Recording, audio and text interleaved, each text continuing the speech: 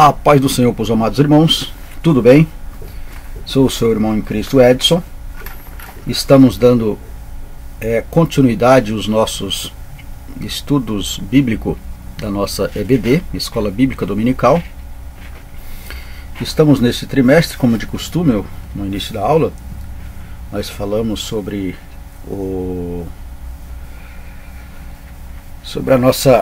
assunto da nossa aula. Nesse trimestre nós estamos estudando sobre batalha espiritual, o povo de Deus e a guerra contra as potestades do mal. Tá? Nós estamos na nossa aula de número 12, 24 de março de 2019. A nossa aula de número 12, ela vai nos falar sobre vivendo em constante vigilância. Tá? É o título da nossa aula de número 12. O que é viver em vigilância? Quem falou isso? E como que é esse assunto, viver em vigilância. Tá certo, amados? Sou o professor Alba Edson Gomes Livramento, com esse nome que você vai nos encontrar aí no nosso canal no YouTube.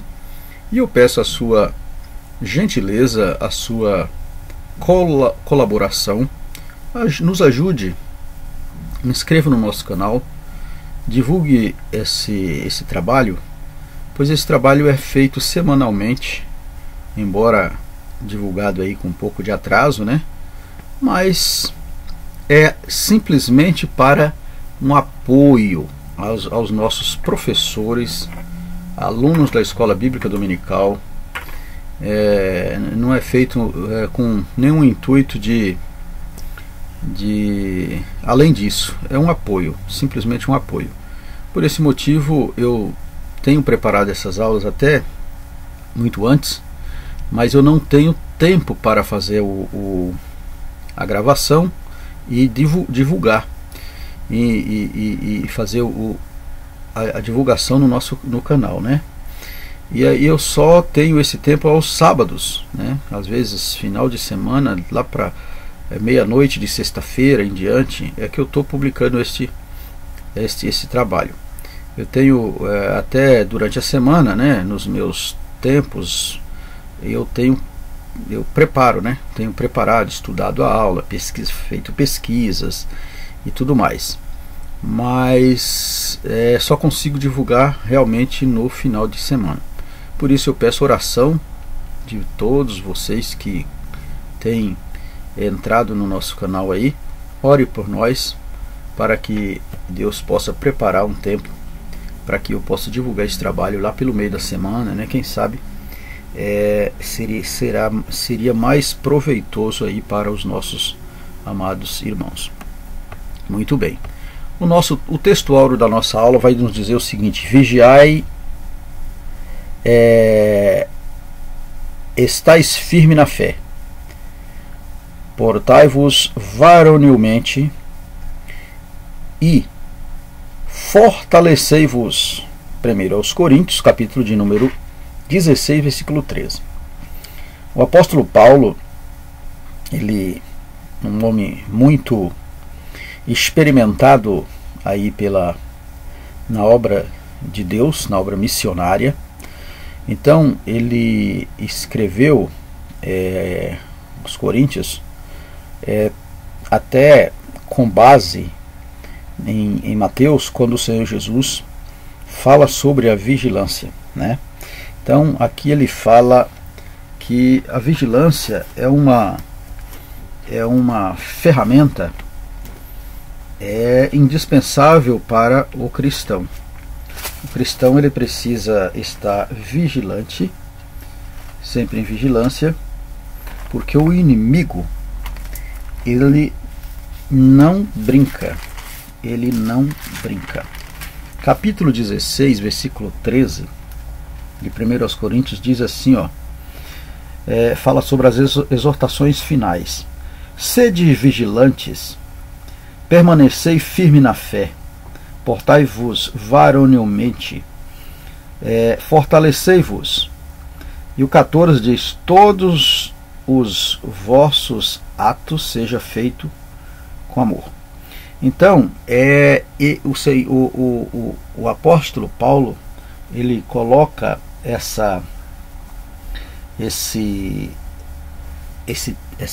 nesse versículo, ele fala sobre, ele estava aqui no início das suas primeiras viagens missionárias, e ele vê a necessidade da vigilância, né? Certamente ele, né, tinha lido bastante as orientações do Mestre, do Senhor Jesus, e por esse motivo ele também traz aí essa responsabilidade da vigilância, né? Falando sobre a vigilância. Na verdade prática vai nos dizer o seguinte: a vigilância na fé cristã significa permanecer acordado quanto à vinda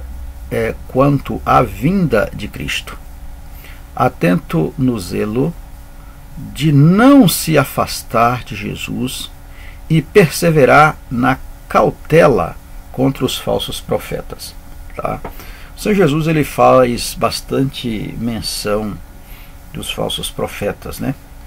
E ele pede para que nós vivêssemos cautelosos contra as falsas doutrinas, os falsos mestres, tá? Então ele pede para que aquele que está, né, na fé tenha cuidado.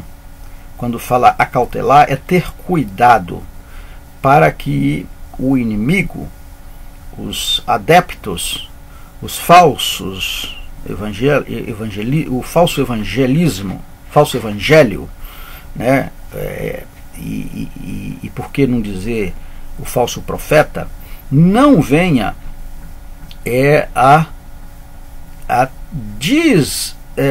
desvirtuar ou tirar você do caminho, né? Por isso, aqui na verdade prática, está dizendo que a vigilância na fé, e quando fala na fé, lógico, na fé cristã, significa permanecer acordado, né? Permanecer acordado. Permanecer acordado e nunca dormir? Não é nesse sentido diretamente, é no sentido figurado da palavra. Acordado no sentido de sobriedade, atentos, para que não sejamos enganados. É nesse sentido que a palavra vai dizer. Muito bem. A nossa leitura bíblica em classe se encontra no livro de Mateus, no capítulo 24, versículo 36 ao 41. Não estarei lendo também para ganharmos tempo aqui no nosso vídeo, mas aconselho você a dar uma pausa no teu vídeo, caso você ainda não leu, faça isso agora. É uma leitura bastante interessante para entendermos o desenvolver da nossa aula.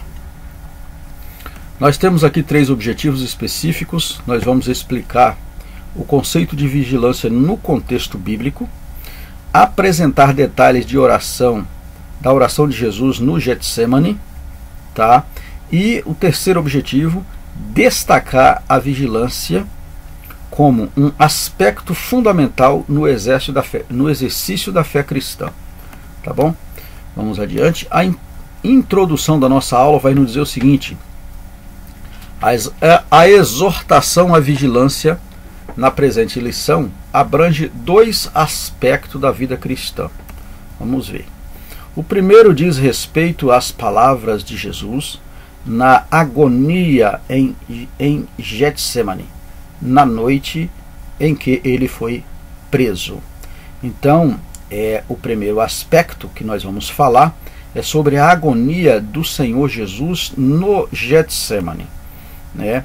Então nós vemos aqui nesta imagem esta agonia na qual ele passou por essa situação A Bíblia diz que gotas de sangue suava da sua pele, a agonia ao qual o nosso mestre passou nessa situação por causa de nós. O outro aspecto refere-se ao contexto escatológico, no sermão profético registrado nos evangelhos sinóticos. O que é isso? Quando fala que o primeiro aspecto vai tratar a respeito, né, da agonia lá no Getsemane, e o segundo aspecto vai falar sobre a questão escatológica, o contexto escatológico. O que é escatologia? É estudo das últimas coisas, dos últimos acontecimentos, os estudos proféticos, das coisas que foram profetizadas e que estão acontecendo na atualidade. Então, estudando isso. Agora, no Getsemane foi lá no passado, quantos anos? Mais de 2000 anos.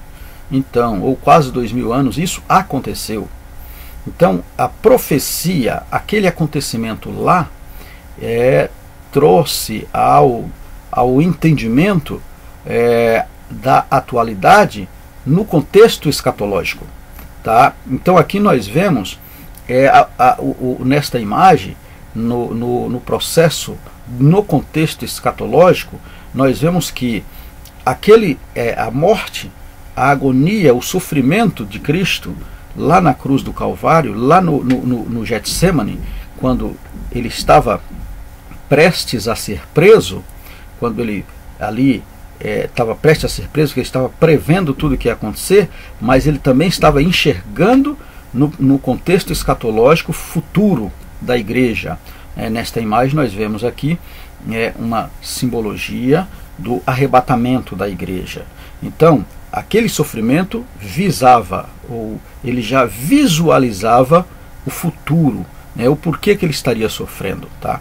A presente lição mostra os aspectos da vigilância na fé cristã. Pois é, então, por esse motivo, precisamos perseverar em vigilância para este grande dia que isso irá acontecer. Muito bem, vamos adiante. No subsídio didático e pedagógico da nossa lição, nós vamos dizer o seguinte, que esta aula vai tratar a respeito da importância da vigilância no viver diário do cristão.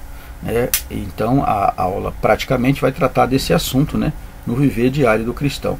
Escatologia, do termo escatologia, vem do termo escatonos, últimos logos, raciocínio, ou seja, estudo das últimas coisas, que eu acabei de falar para nós agora no minuto anterior. Significado da teologia, a teologia das últimas coisas, ou os estudos das últimas coisas. Tem sido usado desde o século XIX, desde o século XIX,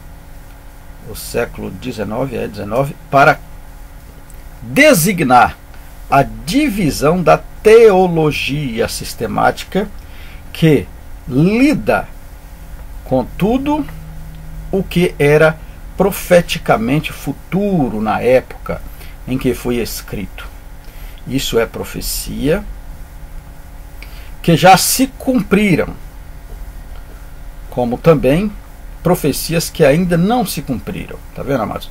Eu acabei de falar. Então, ela vai trazer um processo daquilo que cumpriu, do que ainda está por cumprir.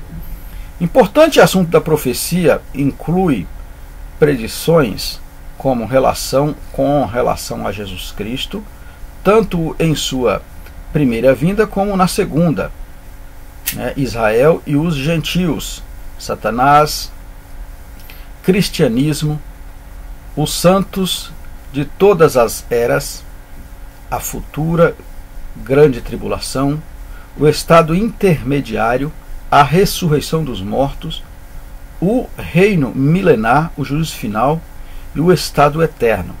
Esses temas podem ser classificados como a revelação divina do programa Quadrúpedes de Deus para Israel, do programa quadruplo, tá? Quadruplo, ou seja, quatro processos, tá? Quando fala quadrúplos aqui é no sentido de 4 processos ou julgamentos, né? Eras, né? Futura que virá. O julgamento de Deus para Israel, os gentios, a igreja, Satanás e seus anjos caídos, né? Então nós vemos aí as quatro situações na qual classificam esses termos, né, da revelação divina, do programa de Deus para o povo, para a nação. Muito bem, vamos adiante. Primeiro tópico, nós vamos falar sobre o significado de vigilância. Olha, amados, o que significa vigilância? Nós temos aqui 3 subtópicos. Vamos falar sobre vigiar, estar alerta. Vigiar, guardar, cuidar. Vigiar no sentido sóbrio. Vamos falar cada um deles. Vigilância é o ato ou efeito de vigiar. Vigilância é o ato ou o efeito de vigiar, o estado de quem permanece alerta, de quem procede com precaução para não correr risco, ou seja, está acordado, não literalmente acordado sem dormir, mas acordado no sentido de atento, alerta, né? O que é isso? Isso nos mais diversos aspectos da vida humana, né? Não é só na vida cristã. A vigilância requer nos diversos aspectos da vida humana. O verbo vigiar aparece na Bíblia no sentido de estarmos atentos em todos os aspectos da vida cristã, né? No caso na Bíblia, ele aparece no sentido da vigilância quanto à vida cristã, para não sermos enganados, né, com ensinamentos ou com doutrinas falsas, doutrinas de falsos mestres.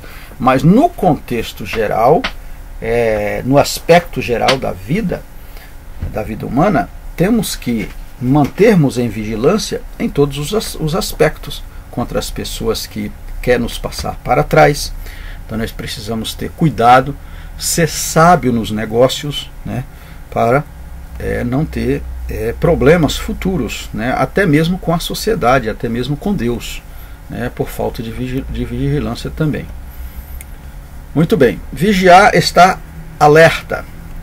A palavra que mais aparece no Novo Testamento grego para vigiar, olha, vigiar, aí vem do grego aqui, ó, Gregório, vigiar, estar alerta, ser vigilante, né?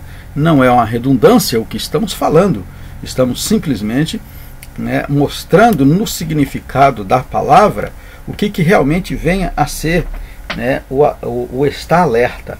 A ideia principal desta vigilância é escatológica, conforme Mateus capítulo 24, versículo 42, o mestre lá vai falar sobre o processo da vigilância.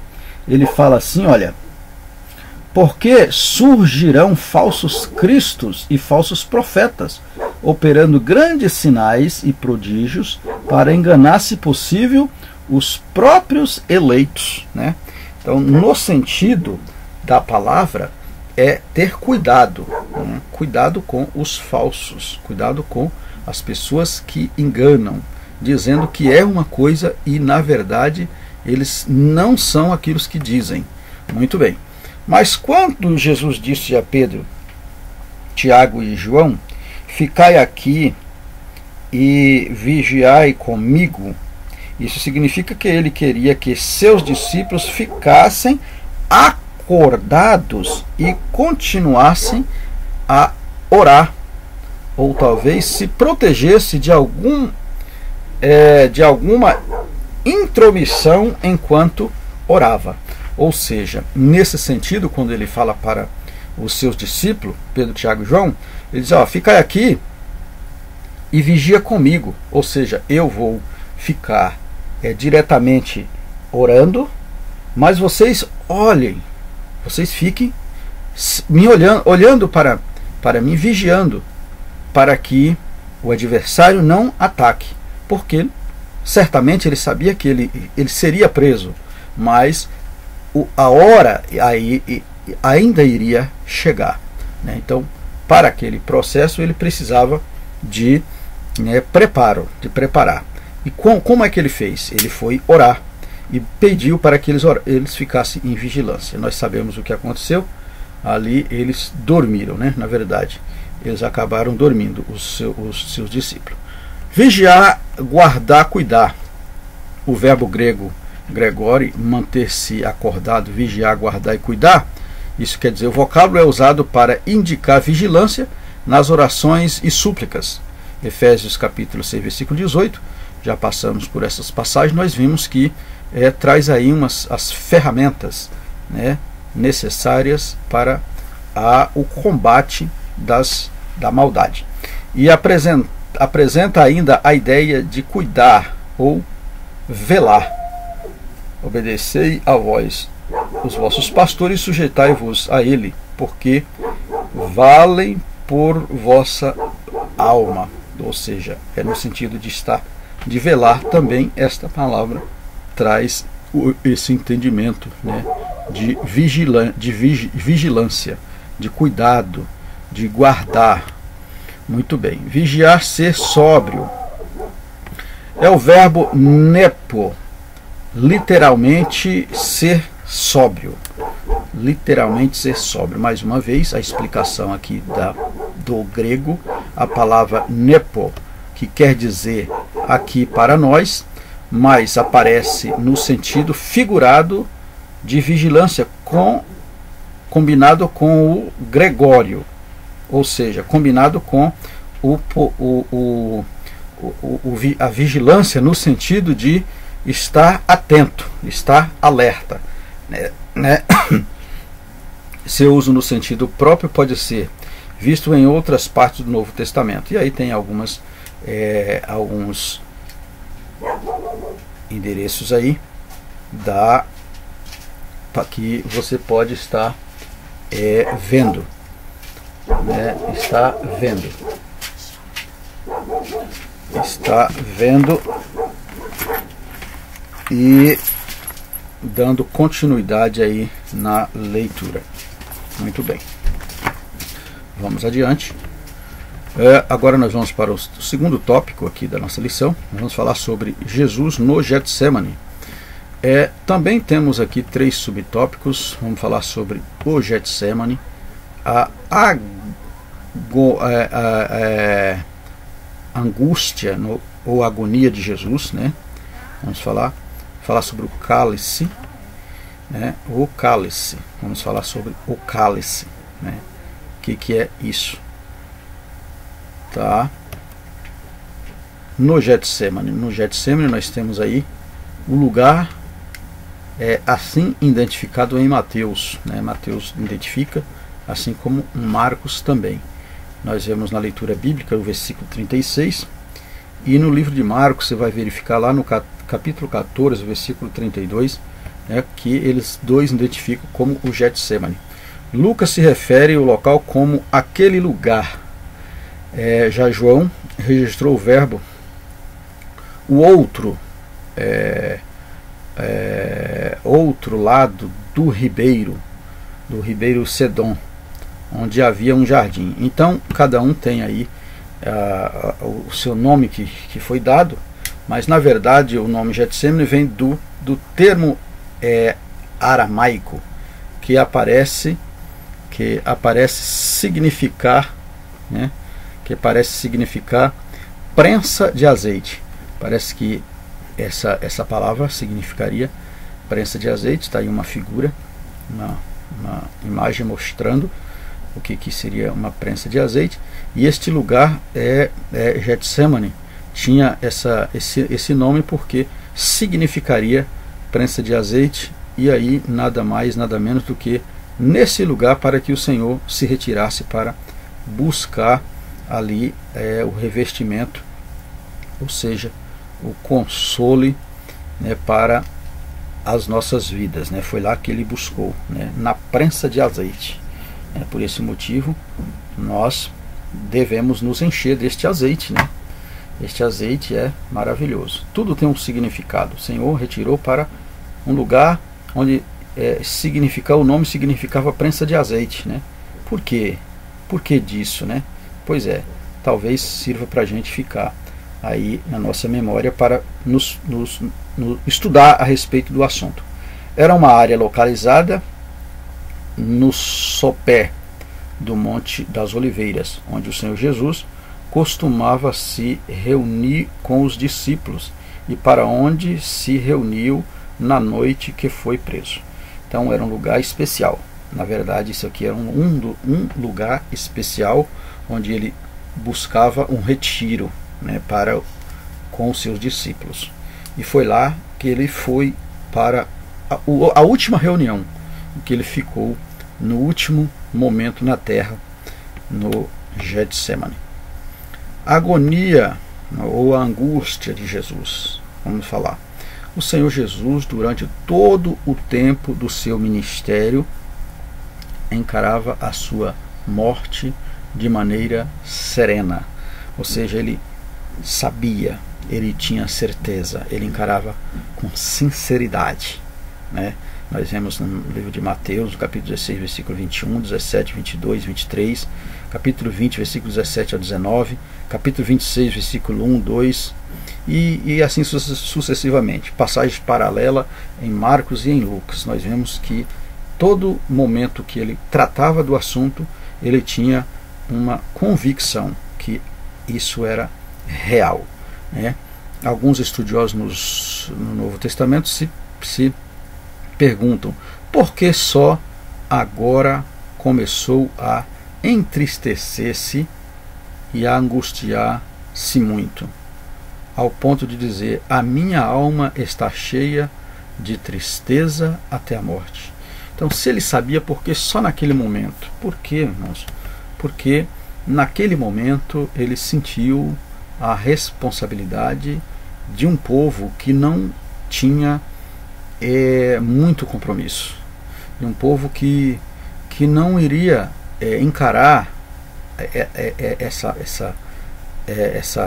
isso que ele estava fazendo com tanta sinceridade, com tanto apreço por causa de uma nação. Então nós vemos que hoje pessoas escarnecem, pessoas não dão a mínima para a pregação do Evangelho, não dão a mínima para o ensinamento. Muitas pessoas, a gente perde um tempo, né? Não é perder, é ganhar, mas é no sentido de a gente gastar tempo para elaborar uma matéria dessa. Você tira tempo dos seus alfazeres, do seu dia a dia, até de estar com a família, porque uma lição dessa nós perdemos aí algumas horas, né, preparando, né, às vezes até no horário que a gente chega em casa de madrugada, fazendo para trazer um estudo um pouco mais aprofundado para a igreja. E às vezes você chega numa sala de aula com um material, né, desse, e poucas pessoas dá sim uma ênfase, né, um entendimento, procura saber como que é realmente, né? Então isso é assim. Isso sem contar com as pessoas lá fora, né? Um minuto, por gentileza.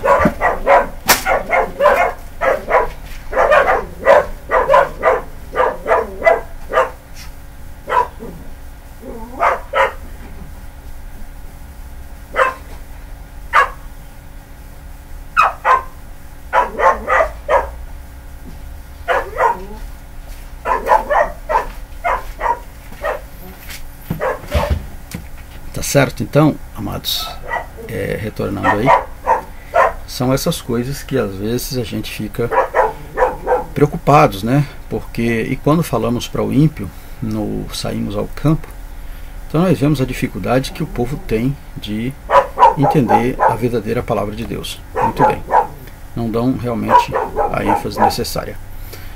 O seu pavor não era a morte, mas, e aqui vocês vão entender nessa leitura, com a imagem que eu vou estar colocando, vocês vão entender o que nós acabamos de falar, né? Seu pavor não era a morte, mas o ser separado do Pai ao assumir os pecados de toda a humanidade na cruz.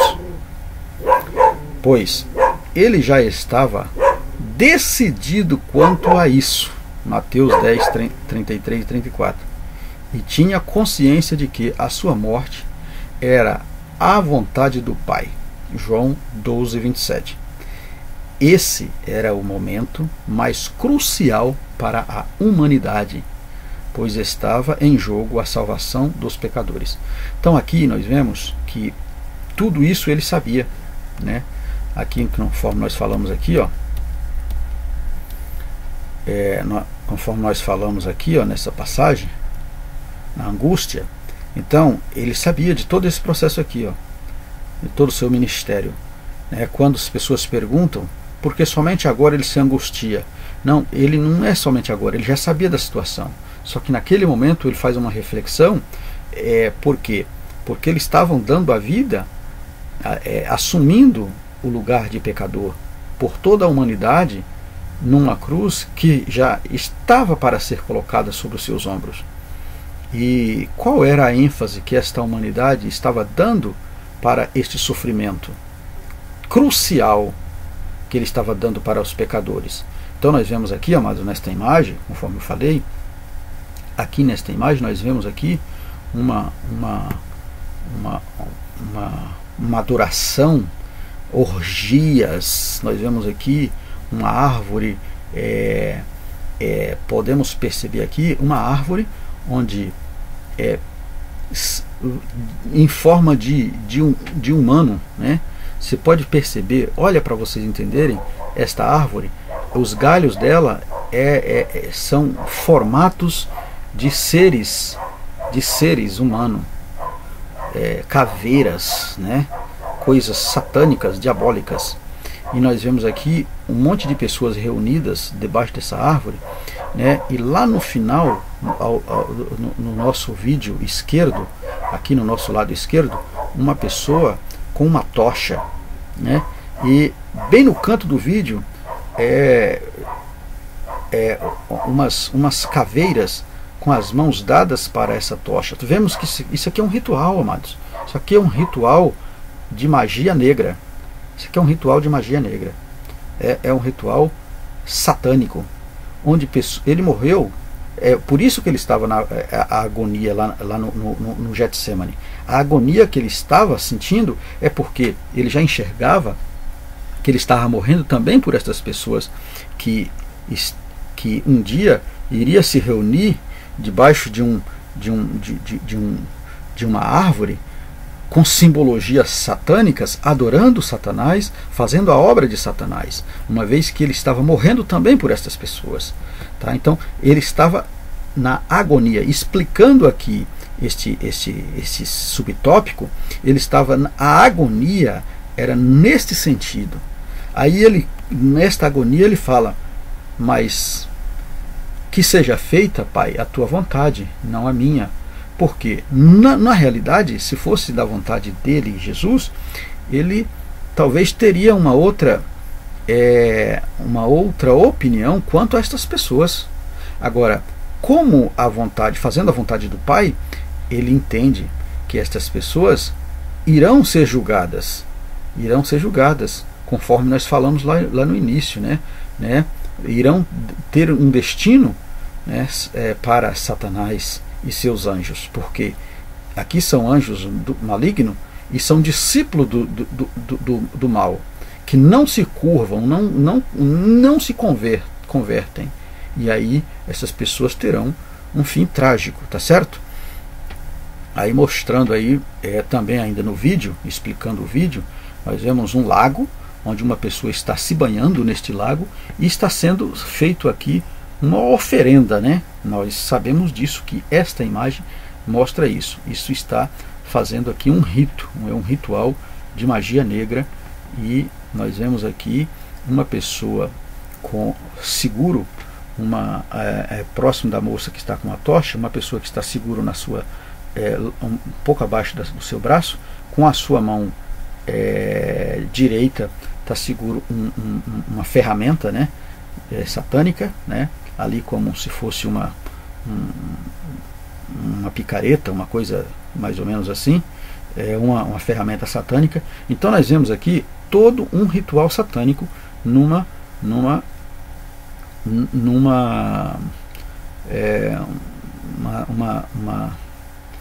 apresentação, sei lá, um culto ao demônio, né? Na verdade isso aqui é um culto aos demônios, tá?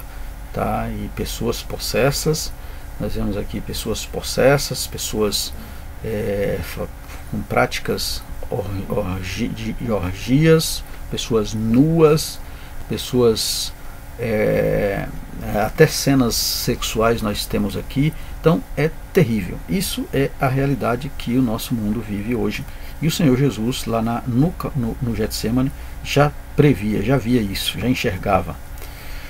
O cálice, a expressão usada por Jesus: meu Pai, se é possível, passa de mim esse cálice.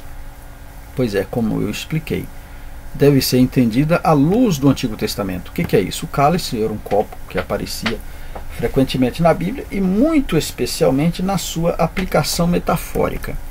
É usado para indicar uma situação miserável e também a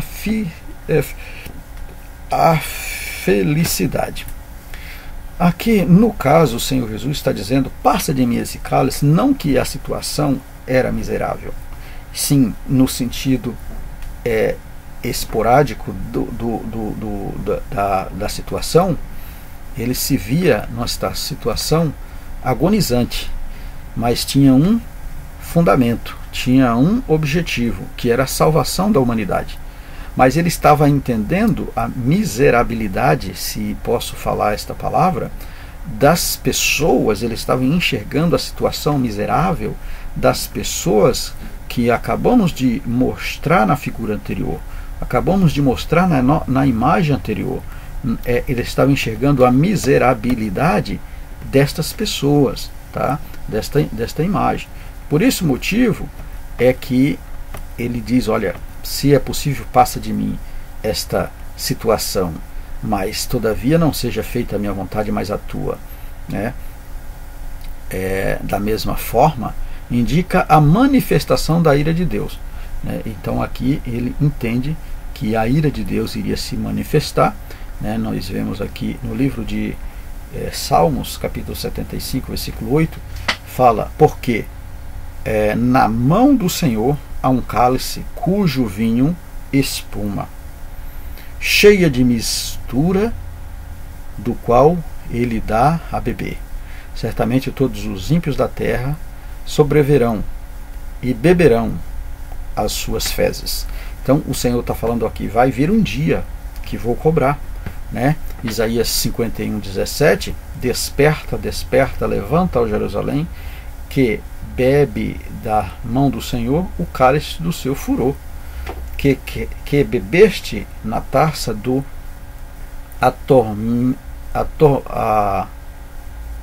na taça do atordoamento e a esgotaste.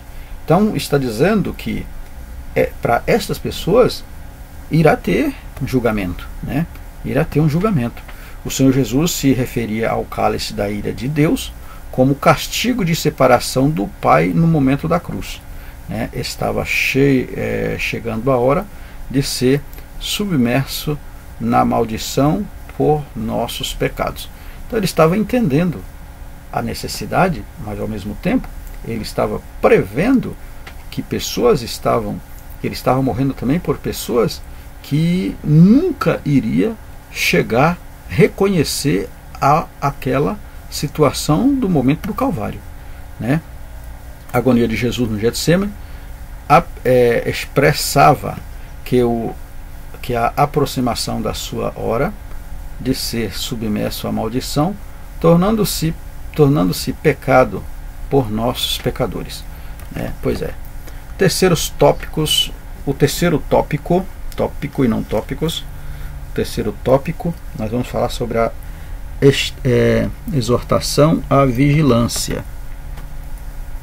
Aqui nós temos 4 subtópicos: no contexto escatológico, na vinda cristã, na vida cristã, vigiai e orai, o espírito e a carne. Muito bem. No contexto escatológico, olha, a exortação à vigilância é um dos pontos centrais do sermão profético, porque não se sabe o dia nem a hora da vinda de Jesus. Tá? Mateus capítulo 24, 36 está falando a respeito. Olha, o ensino do Senhor nas diversas parábolas desse discurso escatológico dá muita ênfase à necessidade de os crentes estar atentos. Apesar de ser vedada os humanos a data da segunda vinda de Jesus, a Bíblia indica os sinais que precederão a vinda de Cristo em Mateus capítulo 24 e Lucas capítulo 21. Tá? Os acontecimentos de hoje nos mostram o cumprimento das profecias bíblicas, sinalizando que essa vinda está próxima. Se os cristãos da primeira hora deviam estar vigilantes quanto ao grande evento, o que não diremos nós, que somos a igreja da última hora? Por isso, devemos estar ainda mais firmes e atentos continuamente. Tá? Então aqui está nos falando que no contexto escatológico temos que estar atento como igreja da última hora. Sabemos que está próximo a vinda do Senhor. Na vinda de Cristo, é o estado de alerta para não cairmos em pecado, para nos abstermos de tudo aquilo que desagrada a Deus. Então no sentido de estar alerta, vigilante. Nesta imagem aqui nós vemos o vigilante. O vigilante, ele, no sentido de estar alerta, ele sempre está de prontidão. Ele é conviver com a morte e não se abalar. Ou seja, está sempre sorrindo. Mesmo estando triste, ele não pode chorar. Ele está sempre acordado, embora no sentido de estar alerta. No sentido de estar alerta. E nós vemos, mas esta vigilância não deixa de ser um exercício contínuo da fé até que Jesus venha. Então, até que Jesus venha, nesta imagem aqui, nós precisamos estarmos na vida cristã, em posição de vigilante. Posição de vigilante. Vamos ler aqui a posição do vigilante. Olha, vigilante é conviver com a morte e não se abalar, é estar triste e não poder chorar, é estar acordado para que todos durmam tranquilos, é dar seu melhor e não ser reconhecido, é passar datas especiais longe da família, é dar a Deus todos os dias para a família, é colocar a própria vida em risco por pessoas que nem conhecem, é ver a tristeza sem poder se emocionar. Então, esse é o estado do vigilante. Isso aqui é o estado do crente, na vida espiritual. Ele pode voltar a qualquer momento. Os sinais de suas vindas estão aí. Os sinais de sua vinda estão aí, como o avanço da imoralidade e da corrupção. Apocalipse 9:21. A evangelização mundial por meio de recursos da rede social, né, também é um sinal. É a posição e a posição de Israel no Oriente Médio, né? Então temos aí alguns estudos que mostram o que se aproxima a vinda do Senhor. Vigiai e orai. O que é isso? Ele falou, né, lá quando estava dando no Sermão do Monte, ele recomenda essa situação, né? O sentido de vigilância aqui difere daquele mencionado no versículo 38, em que vigiar indica ficar despertado, acordado, né? No caso aqui, nesta imagem que acabamos de explicar, o vigiar significa estar despertado, acordado. Nesse sentido aqui, né, nós temos, mas aqui significa estar vigilante para manter a fidelidade ao Senhor Jesus e nunca se apartar dele, no caso da oração, no sentido da devoção, no contato, na intimidade com ele, aqui no sentido de estar orando sempre, buscando. É um momento de vigilância, né? Vós também ficais preparados, porque o Filho do Homem vai chegar na hora em que menos o esperamos. Então, para isso precisa do procedimento da vigilância. No aspecto, o espírito e a carne. Então, nesse aspecto aqui, nós vamos ver o seguinte: temos aqui o contraste entre o espírito e a carne. Muito comum no Novo Testamento, vemos em Romanos capítulo 8, versículo 5 ao 9, e Gálatas capítulo 5, versículo 17, quando fala lá sobre os frutos do Espírito, lá no caso de Gálatas, né? Seria esse o sentido aqui. A carne é um termo frequentemente usado nas Escrituras como variação semântica tão ampla que não é possível descrever todos os seus significados neste espaço, né? Aqui estas palavras podem indicar a fragilidade da nossa natureza física, né? Nós vemos em Salmo 78, 39, visto que o discípulo estava cansado, exausto e entristecido, mas também pode ser uma referência à fraqueza da natureza humana decaída por causa da associação com a palavra tentação. A expressão pode indicar as coisas simultâneas ou qualquer uma dessas interpretações.